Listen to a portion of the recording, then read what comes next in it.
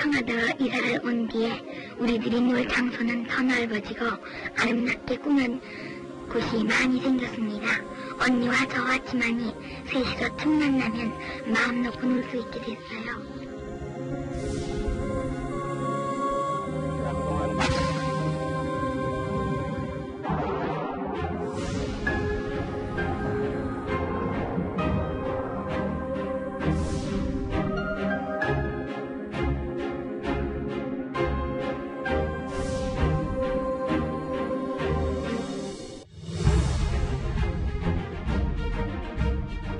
아버지께서 그렇게 노심초사하시면서 국민 여러분과 힘써서 이루신 공이 지금 이 어려운 시대를 맞아 무너져 내리고 있는 이때에 제가 작은 힘이지만 나라가 다시 바르게 튼튼하게 일어서는데 열과 성을 다 하겠다는 말씀을 드리겠습니다.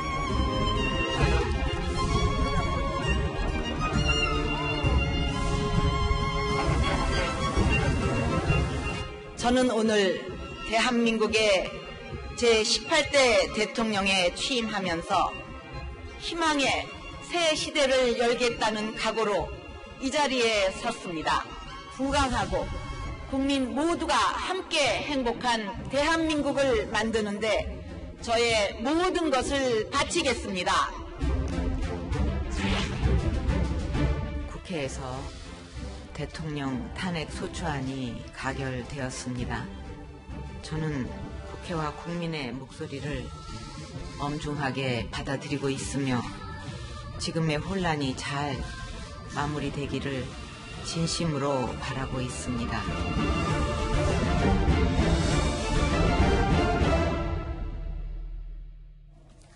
지난 1979년 불행을 등에 업고 떠났던 청와대에 다시 들어왔지만 또다시 그리 행복하게 나가지는 못한 것 같습니다. 자, 짧았던 대통령 생활 어떻게 보셨습니까, 심 고문님? 저는 지금 짧았던 대통령 생활이라 했잖아요. 네. 짧지 않았습니다. 그렇습니까? 네, 대단히 우리 대한민국에서는 길었던 대통령 그런 생활이었고 지금 많은 사람들이 박근혜 대통령의 운명을 결정지을 네. 그 탄핵 심판 선고라는 표현을 많이 쓰는데 그랬었죠. 저는 그 표현에 동의하지 않습니다.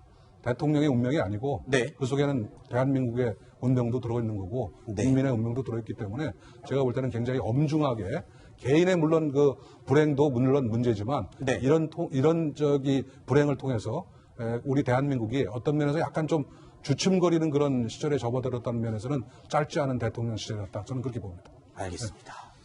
저는 참 이제 짧은 그런 어떤 파노라마 같은 그런 내용으로 이렇게 구성이 되어 있는데 네. 박근혜 대통령 보면은 이제 아버님이 사실은 쿠데타로 해서 집권을 해가지고 대통령이 되셨잖아요. 네. 그리고 나중에 이제 엄마, 아빠 모두 참 정상적이지 않은 상태로 이제 돌아가시고 그런 상황에서 이제 대통령까지 또 된 거 어떻게 보면은 상당히 나름대로 보면은 인생이 평탄치 않았다. 네. 이렇게. 그런데 지금 여기 대통령 자리에서 물러나는 것 자체도 너무 평탄치 않은 이런 상황인데 저는 오늘 헌법재판소가 박근혜 대통령에 대해서 탄핵 인용을 했지만 탄핵 심판을 인용을 했지만 이거는 개인에 대한 그런 인용뿐만 아니고 제가 보기에는 5년 단임제 즉 1987년 이후에 우리가 직선제 대통령 직선제를 하면서 만든 5년 단임제 대통령제 이게 제왕적 대통령제거든요. 네.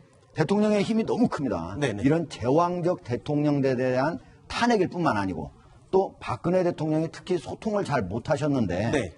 그 이유 속에는 청와대의 불통적인 그런 구조도 있습니다. 아, 그렇습니다. 예, 이 청와대의 어떤 불통적인 구조에 대한 탄핵도 같이 들어있는 거다. 그렇죠. 그래서 이 헌법재판소가 오늘 탄핵 결정한 거를 앞으로 우리가 잘 그대로 받아가지고 하려면은 그냥 대통령이 물러나는 것뿐만 아니고 이 대통령제 개헌을 통해서 이걸 바꿔야 되고 그리고 청와대의 그런 어떤 전체 구조도 바꿔줘야만 다음 대통령이 국민의 목소리에 귀 기울여서 일을 할 수 있을 것이다. 이렇게 알겠습니다. 자, 지금 방금 말씀하신 것처럼 소통, 불통 이 이야기를 해주셨습니다. 그렇다면 지금 파면 선고를 받은 박근혜 대통령, 전 대통령 자, 오늘은 입장 발표를 해야 되는 거 아닙니까? 신 고문님. 오늘은 입장을 내놓을 계획이 없다는 것이 입장이었습니다. 하하. 그런 면에서 대단히 좀 안타깝게 생각하고요. 네. 제가 보는 견지에서는 위대한 지도자, 네. 정치인은요, 국민이나 언론이나 제 주변에 있는 사람들의 어떤 그 상상이라든가 예상을 깨고 더 이상을 제시함으로써 감동을 주는 사람입니다. 근데 지금 얘기도 나왔지만 소통불통이 나왔지만 소통불통의 차원이 아니라 대통령께서는 지금 그런 문제가 있을 때 이전부터 네. 여러 가지 요구를 했는데도 불구하고 그 요구의 일부분에 대해서도 대답을 하지 않았다는 부분이 네. 상당히 그 문제가 있었다라는 네. 것이고 오늘 같은 날도 마찬가지로 네. 지금 본인의 어떤 그 뭐랄까요 잘못으로 인해서 이런 상태까지 왔으면 제가 볼 때는 입장을 내놓는 게 맞죠. 네. 예를 들어서 죄송하다든가 미안하다든가 이런 얘기 나오는 게 맞지 어떻게 오늘 내놓을 계획이 없다는 것을 제 3자를 통해서 내놓고 그 당시 저기 관제에서 하루 더 머물다 있게 가겠습니다라는 네. 그런 거를 듣는 우리 국민들의 마음은 정말로 가슴이 아픕니다. 네.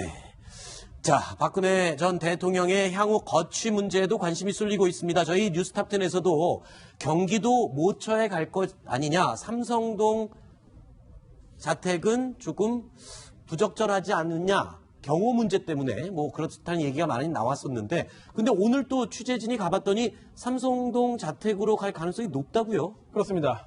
공식적인 발표는 없습니다만 삼성동 자택으로 거처를 옮길 가능성이 매우 높아 보입니다.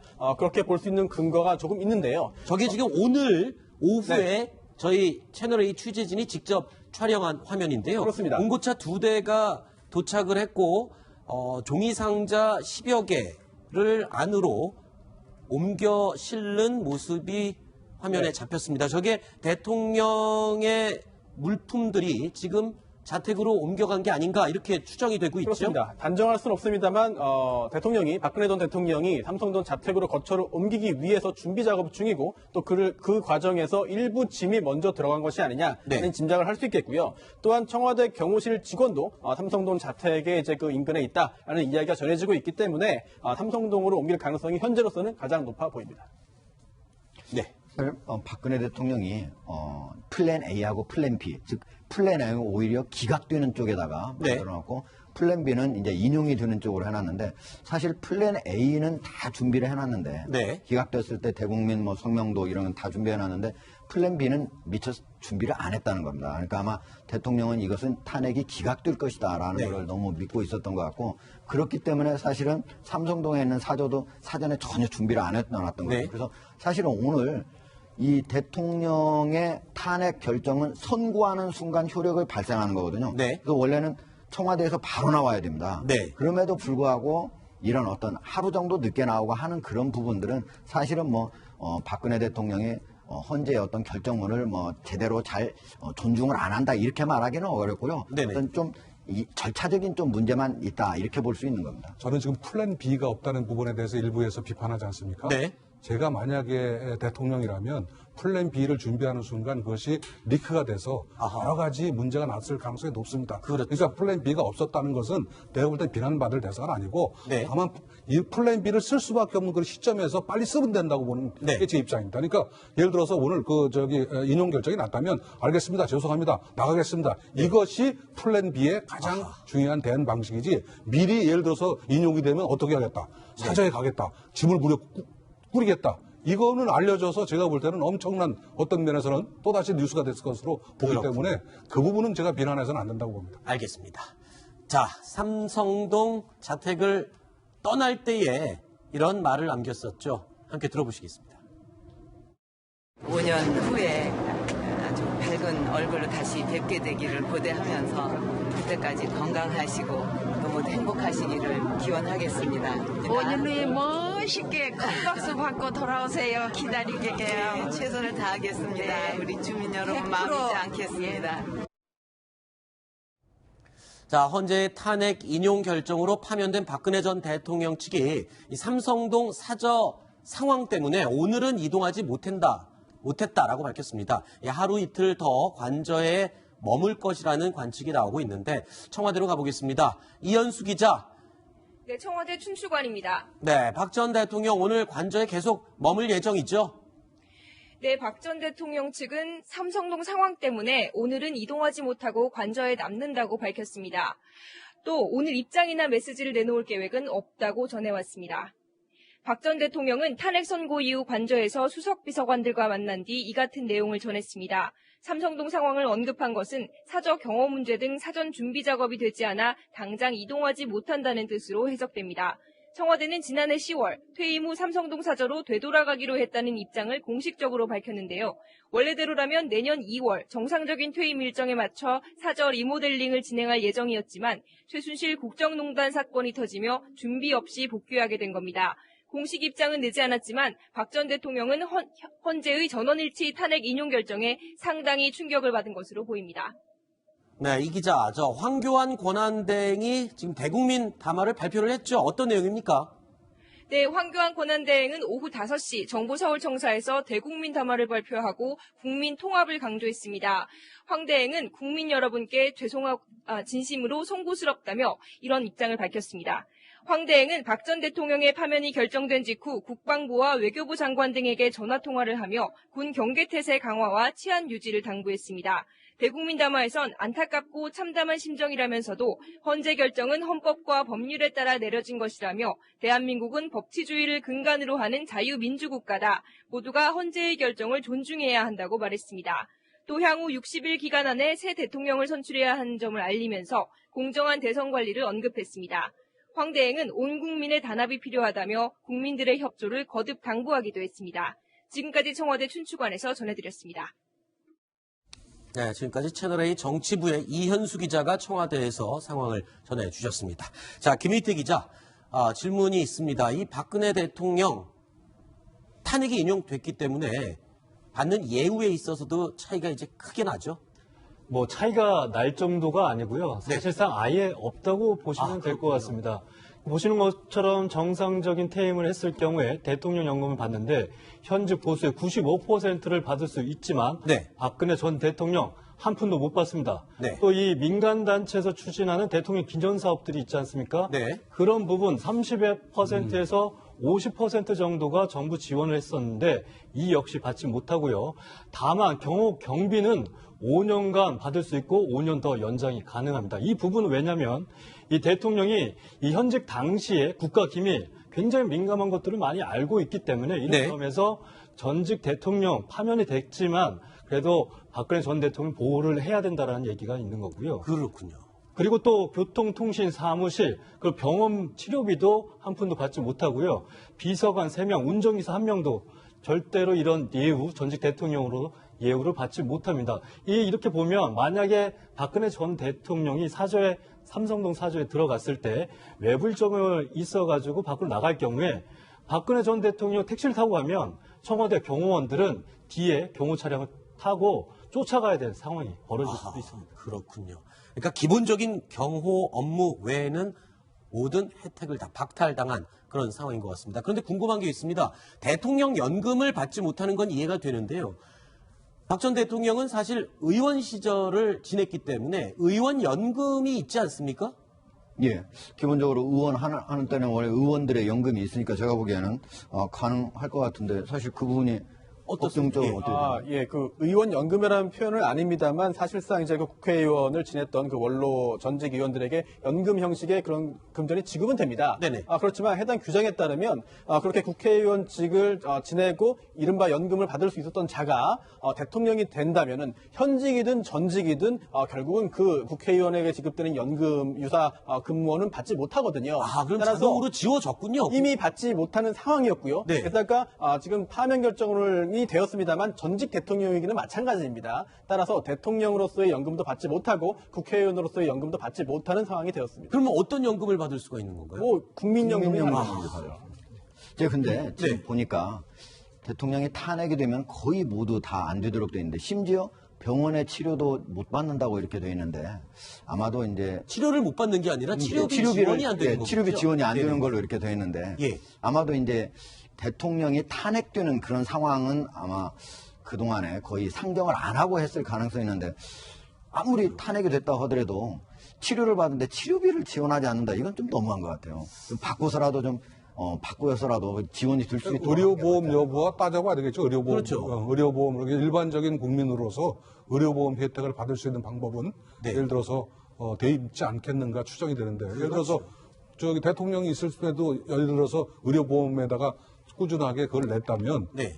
저기 의료보험은 적용이 돼야 옳은 거 아닌가요? 실제로 제가 모릅니다만 그 의료보험은 적용이 돼야 된다고 보는데 예, 의료보험은 적용이 된다고 보면 될 것 같고요. 예, 예. 박근혜 대통령은 국민연금은 받을 그렇죠. 수 있습니다. 예. 근데 보면 국민연금 한 달에 한 최고 금액이 수령 금액이 190만 원 정도거든요. 네네. 근데 전직 대통령으로 만약에 받아서 예우를 받는다면 이 한 달에 1,200만 원 정도를 받는데 거의 뭐 6분의 1 수준으로 떨어졌기 때문에 네. 이런 부분에서는 사실상 그러니까 전직 대통령 예우가 안 된다고 보시면 될 것 같고요. 굉장히 네네. 적은 금액으로 국민연금 혜택을 받는데 박근혜 전 대통령 국민연금을 냈습니다. 이 네. 국민연금 10년의 이제 기본연금 소득을 내면서 사실상 보험료를 내면서 국민연금을 받을 수 있는 자격을 가지고 그렇죠. 지금 박근혜 전 대통령이 받는 것도 굉장히 중요한 부분이고 따져봐야 되는데요. 경우에 따라서는 이 받는 그런 그 액수를 훨씬 상회하는 엄청나게 큰 금액을 국가에 결국은 지급해야 되는 상황이 발생할 수 있습니다. 아하. 뭐냐면 앞으로 형사적인 절차가 진행될 수 있는데요. 진행되어서 유죄 판결을 선고된다. 그리고 그게 혹시라도 뇌물 관련된 범죄라고 한다면 이제 몰수 추징 대상이기 때문에 굉장히 큰 금원을 이제 추징당할 수가 있거든요. 그런 일이 발생한다고 한다면 굉장히 큰 경제적인 그런 어려움도 예상됩니다. 그렇군요. 그리고 또 궁금한 게 하나 있습니다. 이른바 청와대 순장조라는 그런 표현으로 이야기가 나오기도 하는데 청와대 참모진들, 보좌진들 이들은 어떻게 되는 겁니까?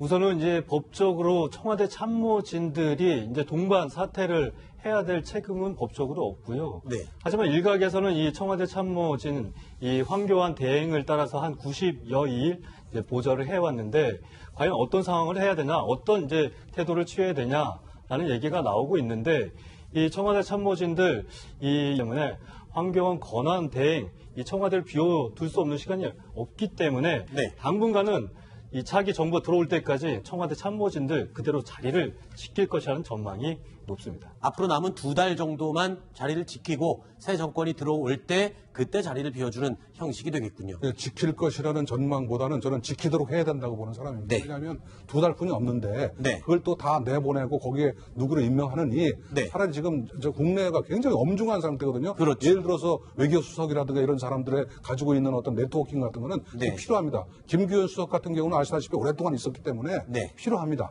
그런 알겠습니다. 경우는 제가 볼 때는 2달 정도는 충분히 대통령 권한대행이 활용하는 것이 네. 제가 볼 때는 국익에 맞다는 생각을 갖고 있습니다. 알겠습니다. 자, 남은 순일 내용도 확인해 보겠습니다. 함께 보시죠.